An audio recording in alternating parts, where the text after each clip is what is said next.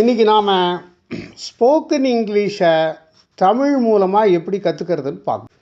இதில் முதல்ல நம்ம சின்ன சின்ன வாக்கியங்கள் தமிழில் பேசுகிறத இங்கிலீஷில் எப்படி சொல்லணும் அப்படின்னு நாம் படிச்சுக்கணும். So spoken English Tamil to English இது நம்ம புரியறதுக்காக.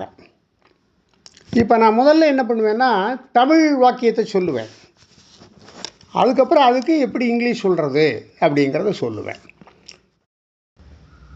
முதல்ல வாங்க போகலாம். இப்போ வாங்க போகலாம் அப்படின்னு கேட்டால், உன் கூட யாராவது வரதா இருந்தால் 2 பேரோ 3 பேரோ வரதா இருந்தால் எல்லோரையும் நீ கூட்டிகிட்டு போகிறேன்னா ரெடி ஆகிட்டாங்கன்னா வாங்க போகலாம் அப்படின்னு சொல்லுவோம். அது இங்கிலீஷில் எப்படி சொல்கிறது? Come let's go. Come let's go அப்படின்னா வாங்க கூட வாங்க நம்ம போகலாம்னு அர்த்தம். தாமதிக்காதே, சீக்கிரமாக கிளம்பி வா, டிலே பண்ணாதேன்னு சொல்லணும். அதுக்கு இங்கிலீஷ் டோன்ட் டிலே.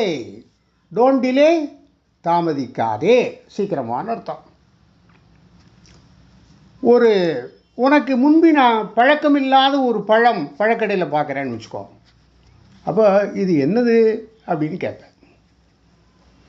என்னது அப்படிங்கிறதுக்கு என்னது, இது என்ன, what is this, what is this, இது என்ன. அப்புறம் அவங்க ஒரு பதில் சொல்கிறாங்க, புரிஞ்சுக்கிறேன். ஒருத்தர் சுற்றி வளைச்சி பேசிகிட்டு இருக்கான்னு வச்சுக்கோ.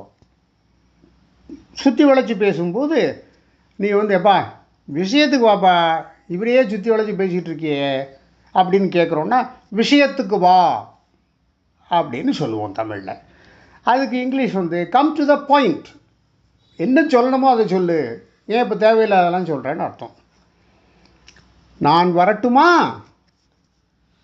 ஒரு மீட்டிங் முடிஞ்சு ஒருத்தரோட பேசிட்டு முடிஞ்சு வரும்போது நான் போய் வரேன்னு சொல்கிறேன், நான் வரட்டுமா. அப்போ இங்கிலீஷில் எப்படி சொல்கிறது? Shall I come. ஒருத்தர் ரொம்ப லொடலொடன்னு பேசிகிட்டு இருக்கான், அப்போ நம்ம என்ன அமைதியாயிருன்னு சொல்லுவோம். அப்போ அமைதியாயிரு அப்படிங்கிறத எப்படி இங்கிலீஷ் சொல்கிறது? Keep quiet. Keep quiet, அமைதியாயிரு.